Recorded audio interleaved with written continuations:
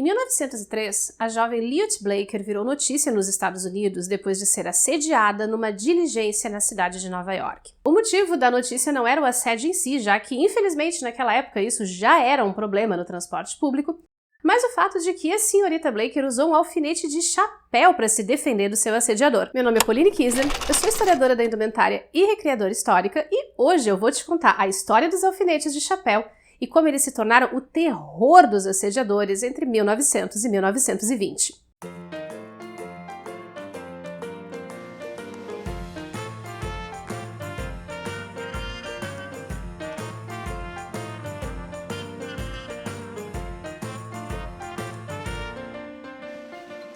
Olá, modistas! Tudo bem com vocês aí desse lado? Toda vez que eu vejo uma notícia de assédio em local público ou em transporte coletivo, eu só consigo pensar que a gente devia urgentemente trazer os alfinetes de chapéu super afiados de 1900 de volta. Porque a história de Lyot Blaker, que cravou o alfinete no braço do seu assediador e os dois foram parar na delegacia, não é uma exceção nesse período. Incidentes como esse se tornaram tão frequentes que a mídia mais conservadora da época e as líderes feministas entraram numa queda de braço em torno do direito das mulheres de usarem e se defenderem com os alfinetes de chapéu. Porque aquilo que as sufragistas chamavam de direito de defesa, a mídia conservadora dos Estados Unidos chamava de reação irracional por parte das mulheres. E que muitas vezes elas não entendiam que era só um galanteio ou que era culpa das roupas que elas estavam vestindo. Enfim, nada de novo sob o sol, né?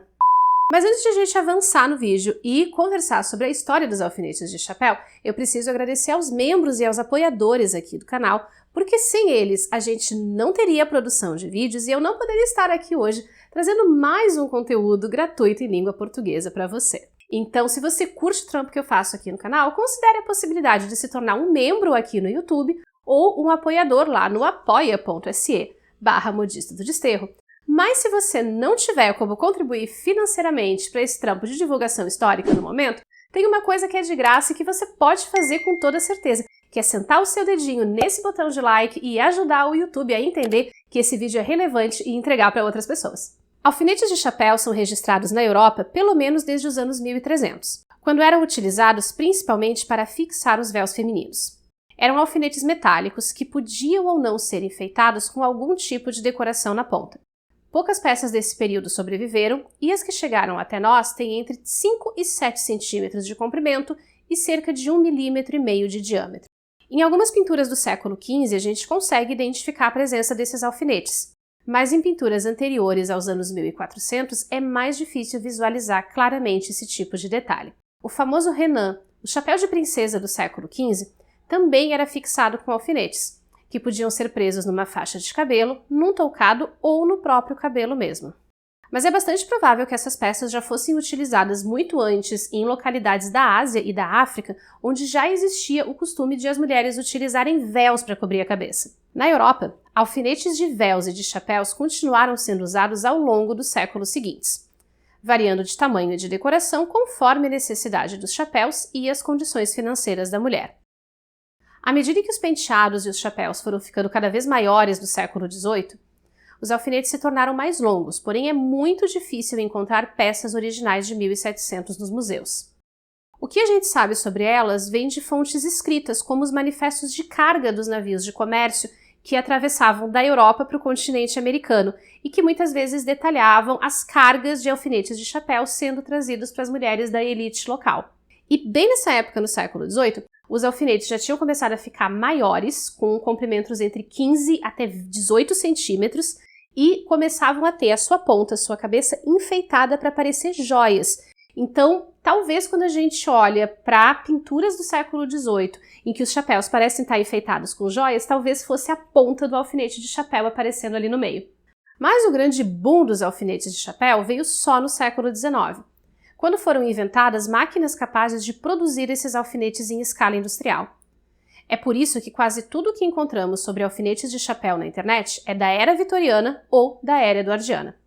Com a produção industrial, os alfinetes de chapéu ficaram cada vez mais baratos e começaram a aparecer em páginas de catálogos, ao invés de só nas vitrines das joalherias. E a invenção de materiais alternativos para as pedras preciosas, como brilhantes feitos de vidro e rubis feitos de gelatina, tornaram o alfinete de chapéu uma peça comum nas penteadeiras das mulheres de classe média. E a partir da década de 1890, também das mulheres que começavam a ocupar o mercado de trabalho fora das funções tradicionais. Eram mulheres jovens, em sua maioria solteiras, que passavam a trabalhar como balconistas em lojas, secretárias, recepcionistas, telegrafistas e datilógrafas. Mulheres que circulavam sozinhas pelas cidades, seja pegando carruagens de aluguel ou em suas próprias bicicletas, e que precisavam usar os chapéus por uma questão de respeitabilidade, mas também precisavam que esses chapéus não caíssem da sua cabeça por qualquer coisa. Só que a liberdade que essas mulheres estavam ganhando através do trabalho causava um certo mal-estar numa sociedade que ainda estava muito presa na ideia de mulher como mãe e esposa. Na literatura e principalmente nas sátiras dos jornais de língua inglesa dessa época, essa geração específica de mulheres é referida como a nova mulher. E elas não eram apenas mulheres que procuravam viver de forma independente através do seu trabalho. Muitas delas rejeitavam terminantemente o casamento, pelo menos o casamento naquele formato super tradicional e patriarcal que era característico da era vitoriana. Muitas delas também eram ligadas a movimentos feministas, antirracistas e de reformas sociais. E algumas eram até mesmo ligadas a movimentos políticos de esquerda, como o socialismo e o anarquismo. Mas também encontramos entre elas poetisas, artistas plásticas, musicistas, escritoras e patronesses, que eram as mulheres ricas que usavam suas fortunas para financiar as artes, os jornais, escolas femininas e até os salões onde se discutia política e emancipação feminina de forma aberta. Em muitos casos, a discussão da emancipação feminina pesava muito em questões como o direito ao voto e igualdade de direitos sociais de uma forma geral, mas também incluía discussões sobre a dupla moralidade do casamento vitoriano e sobre a liberação sexual feminina. Os resultados disso podem ser vistos nas charges dos jornais e revistas, que representavam a nova mulher como uma solteirona amarga, que teria inveja das mulheres que eram o padrãozinho, e muitas vezes a nova mulher era representada com feições masculinas. Até porque um dos principais argumentos dos conservadores contra a emancipação, contra a liberação feminina, era que elas perderiam a sua, entre aspas, feminilidade natural e acabariam se tornando cada vez mais masculinizadas.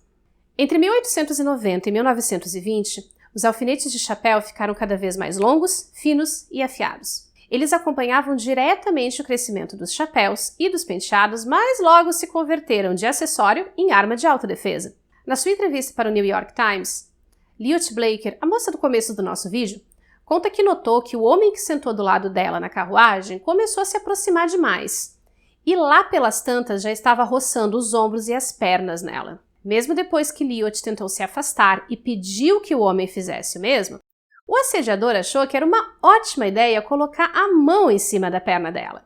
A senhorita Blaker só tirou o alfinete do chapéu e cravou com tudo no braço do engraçadinho. Não julgo, inclusive faria o mesmo. Situações como essa estavam se tornando absolutamente comuns nas grandes cidades dos Estados Unidos e da Europa. E frequentemente elas terminavam com os assediadores recebendo uma amostra de delicadeza feminina, não só com alfinetes de chapéus, mas também com sombrinhas e bolsas. Mas se alguns jornais cobravam providências das autoridades no sentido de proteger essas mulheres e exaltavam a coragem e a força delas em, estando abandonadas pelo poder público, se protegerem sozinhas, isso não era uma posição exatamente unânime na época. A Comissão de Bons Costumes de Chicago, por exemplo, aconselhava que as mulheres se preservassem desse tipo de situação, evitando usar saias que mostrassem seu tornozelo ou pintar as bochechas com rouge, ou seja, passar maquiagem. Alguns jornais que não queriam bater de frente com as sufragistas adotaram uma abordagem mais sutil, trazendo notícias de mulheres que tinham ferido pessoas da própria família com os alfinetes, o que provava que os alfinetes eram armas e precisavam de algum tipo de regulamentação. O fato das trabalhadoras usarem os alfinetes contra a polícia quando ela aparecia na hora de reprimir os movimentos operários e prender os líderes sindicais só botou um pouquinho mais de fogo nessa fogueira. E a resposta veio em 1909, quando diversas cidades europeias, como Londres, Paris e Hamburgo, passaram a considerar os alfinetes de chapéu como armas brancas, levando à aprovação de leis que limitavam o comprimento dessas peças e obrigavam as mulheres a usarem uma ponteira de proteção, o que tornava muito mais difícil sacar o alfinete com rapidez. As punições para o descumprimento variavam de multas em dinheiro à prisão, e a partir da Europa se espalharam na América e na Oceania. Mas à medida em que os chapéus mudavam de forma e a Primeira Guerra Mundial passava a ocupar os jornais e as mentes das pessoas, a discussão em torno dos alfinetes de chapéu foi ficando para lá. E os cabelos curtos e os chapéus cloche dos anos 1920 eliminaram a necessidade desse tipo de peça quando uma nova polêmica em torno do corpo feminino surgia. A moda flapper, e como ela seria um estilo perigoso para a família e para a sociedade e representaria a decadência da moral e dos bons costumes. É muito difícil de encontrar alfinetes de chapéu originais para comprar aqui no Brasil, mesmo alguns modelos que eram feitos na década de 1950. O que eu fiz foi tentar comprar alguns modelos da China, mas eles são muito grossos e eles são muito curtos também. Então eu resolvi fazer meu próprio alfinete de chapéu em casa com materiais alternativos, mas o tutorial vai ficar para um outro vídeo. Todas as referências da pesquisa estão aqui embaixo na descrição, junto com o link do nosso Apoia-se e o nosso catálogo de cursos online de História da Moda. E se você curtiu esse vídeo, aproveita para deixar o seu like, se inscrever e ativar as notificações. Claro, deixe seu comentário aqui embaixo para me contar o que você achou desse tema e aproveita para dar uma conferida nestes outros conteúdos de História da Moda que eu separei para você com todo carinho.